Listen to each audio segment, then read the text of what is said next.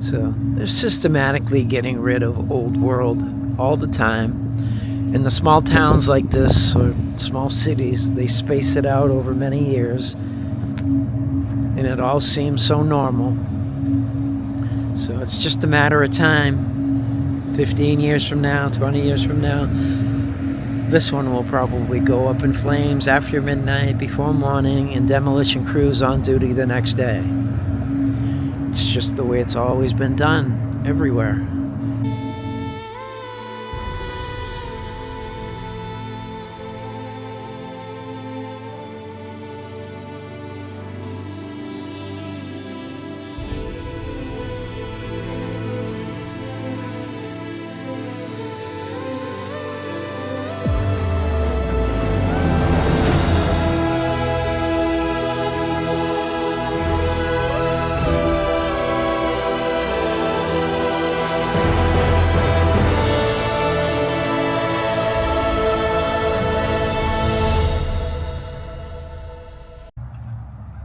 Hey guys, welcome. I am currently in the Precious Blood Cemetery, Woonsocket, Rhode Island. A historic discovery made this Halloween week in Woonsocket. That's right. NBC 10's Erin Coogan shows us an artifact from an old cemetery that surfaced in an unexpected place. Tonight, a newly discovered headstone is now bobbing amongst the gentle ripples of Harris Pond on the Rhode Island-Massachusetts line. It's unbelievable. Sparking newfound curiosities from stories of the past. Why did it come out of the ground after all these years? 3 generations of the Castengay family now invested in the origins of the tombstone because Harris Pond sits just feet away from the Precious Blood Cemetery. Back in 1955, Hurricane Diane hit the area hard. Extreme flooding sent water crashing through the back wall of the graveyard. Nearly 50 headstones and caskets unearthed and swept as far away as downtown Woonsocket. For me, when I was little, it was kind of scary thinking that, there's like skeletons and stuff going down. A mass grave was created to rehome the collected remains, but it's unknown if everything and everyone actually made it back to the cemetery.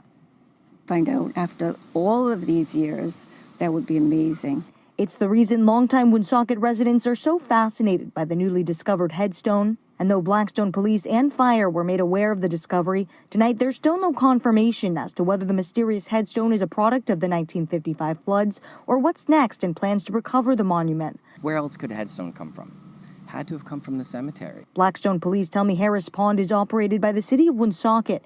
It would be under their jurisdiction to determine the next course of action.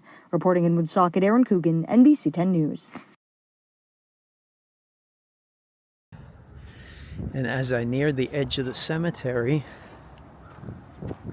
come down this embankment, and you see a reservoir right there, right?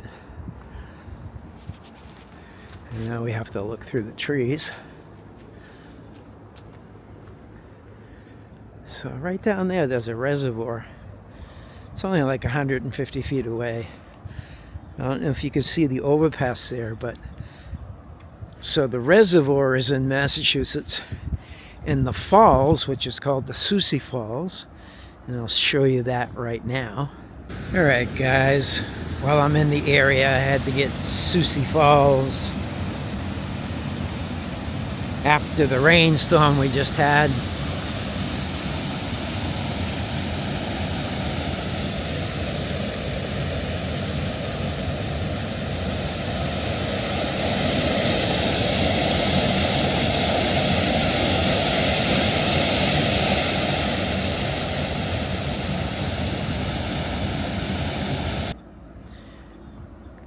So that's the Susie Falls. That's in Woonsocket. And if we continue the line to the end of the reservoir, the end of the dam's only about 800 feet long. You'll see a brick building. Hold on one second. All right, so in front of that, closer towards me, just 3 months ago, there was a massive mill fire. And the place was destroyed. I'm going to show you that right now. The state fire marshal's office and the federal government are investigating tonight after a massive fire broke out at that Woonsocket mill. It was intense, but fire crews say the building was empty. Good to have you with us tonight. I'm Patrice Wood. I'm Gene Valicenti. Part of it collapsed while they were fighting it overnight, as NBC 10's Katie Benoit tells us live tonight. Katie. Dean, Patrice, crews are still working to put out hot spots here. And as you can see, there's also demolition crews on scene. The plan is to knock down this wall, which already collapsed the bricks in the street. And this fire was so large, 20 fire departments responded.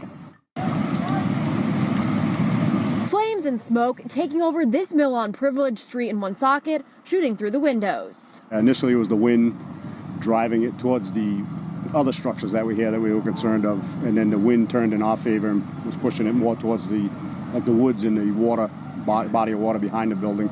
So then we were able to get water on the actual burning structure. All right, guys, this is on the other side of the reservoir, which is right over there. This is the mill fire that just happened a couple months ago.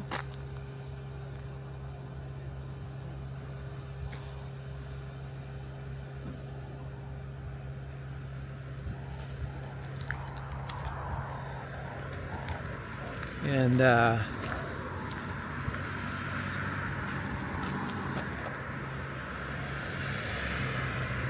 some of the destruction that's left there.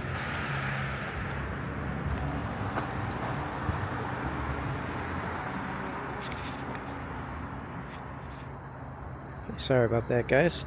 See some granite here. Must be salvaging for some cemetery somewhere or some other project. I wish I could get in there, but just not allowed. Anyway, now I'm off to show you the mill fire that happened 15 years ago, and we'll see what's there.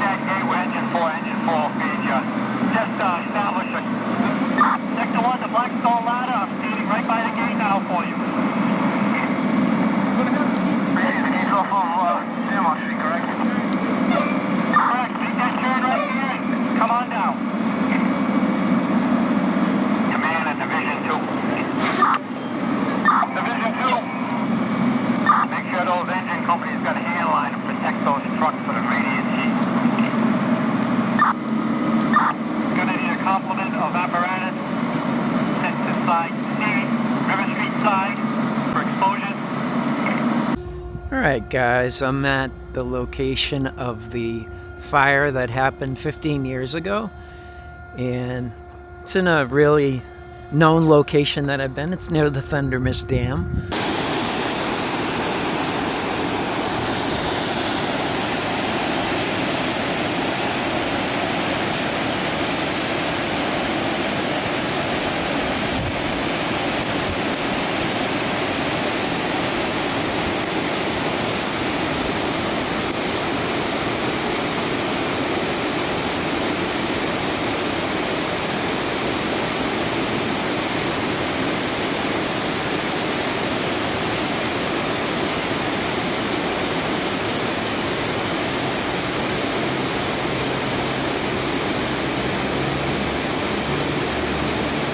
But there's one of the buildings that are still here. There's one here. Across the street, there's an old building that I gotta get closer to. That one looks pretty amazing. And then right here, where you see all the solar panels,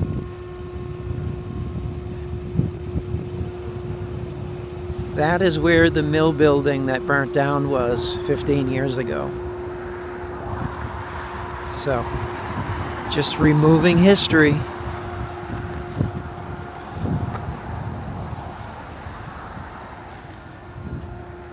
Let's see if I can get closer to that brick building right there. That looks pretty amazing. Alright, so I couldn't get near that building. I guess it's all fenced off, private property. It's a bus yard to the right of it. But I'm on the other side of this factory over here. And just looking at this structure, what do you suppose that is right there?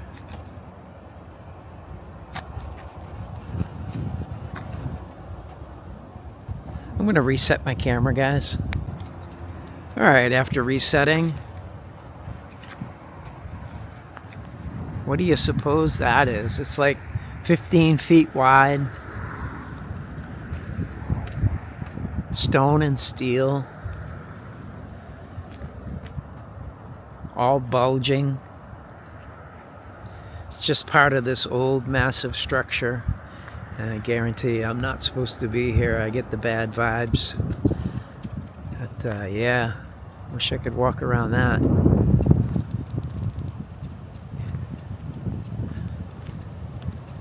So again, right where you see those solar panels is where the old factory that burnt down was 15 years ago. So they're systematically getting rid of old world all the time.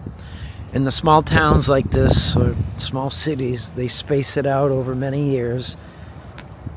And it all seems so normal. So it's just a matter of time. 15 years from now, 20 years from now, this one will probably go up in flames after midnight, before morning, and demolition crews on duty the next day. It's just the way it's always been done, everywhere. Thanks, guys, for watching.